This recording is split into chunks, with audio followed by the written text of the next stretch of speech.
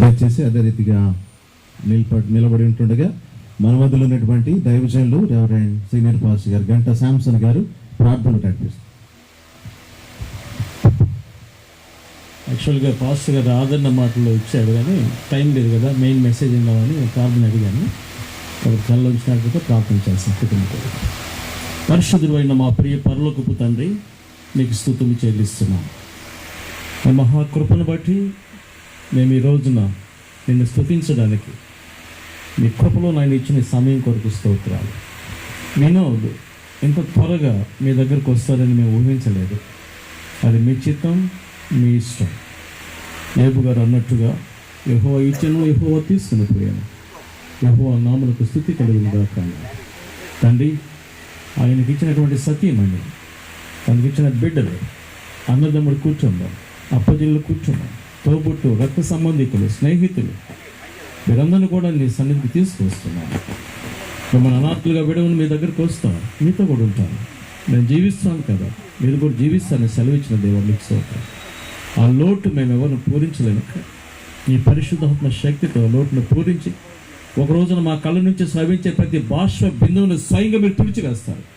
ఆ దినం కొరకు ఎదురు చూస్తూ మేము నిద్రించిన బిడ్డలు వెంట పెట్టుకుని వచ్చి దినాన మీ దాసుని తీసుకొస్తావు. తిరిగి మేము కలుసుకుంటామనే నిరీక్షణతో కుటుంబం సాగిపోవడానికి సహాయం చేయాలి. ప్రశస్తమైన యేసు శక్తిగల నామములో ప్రార్థిస్తున్నాను తండ్రి, ఆమేన్. Thank you. దయచేసి ఈ దినముకే ఏర్పాటు చేయబడినటువంటి వాక్య భాగాన్ని చదువుకుందాం. పరిశుద్ధ బైబిల్ గ్రంథంలో నుంచి అపోస్తలుడైనటువంటి పౌలు కొరింథీయులకు రాసినటువంటి 2వ పత్రిక 1వ అధ్యాయము 1వ వచనం నుంచి 7వ వచనం వరకు చదువుకుందాం. 2వ కొరింథీ 1వ అధ్యాయము 1వ వచనం నుంచి 7వ వచనాలు. ఈ వాక్య భాగాన్ని మన మధ్యలో ఉన్నటువంటి మిలీనియం బాప్టిస్ట్ చర్చ్ హైదరాబాద్ నుంచి వచ్చినటువంటి పెద్దలు ఎం సునీల్ గారు దయచేసి వాక్య భాగాన్ని చదివినిపించాలని మనవి చేస్తుంటున్నాను.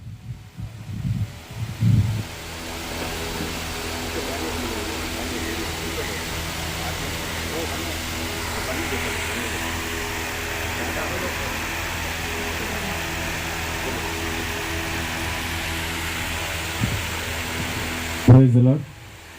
ఈనాటి ప్రత్యేక దినానికై ఏర్పాటు చేయబడినటువంటి ఆ వాక్య భాగంగా అపోస్తలుడైన పౌలు రాసినటువంటి ఆ కొరింథీయులకు రాసిన 2వ పత్రిక 1వ అధ్యాయం 1-7 వచనాలు చదువుకుందాం. దేవుని చిత్తము వలన క్రీస్తు యేసు యొక్క అపోస్తలుడైన పౌలును, మన సహోదరుడైన తిమోతియును కొరింథీలోనున్న దేవుని సంఘమునకు అకయ యందున్నంతటనున్న పరిశుద్ధులందరికీ శుభమని చెప్పి వ్రాయినది. మన తండ్రి అయిన దేవుని నుండి, ప్రభువైన యేసుక్రీస్తు నుండి కృపయు సమాధానమును మీకు కలుగునుగాక.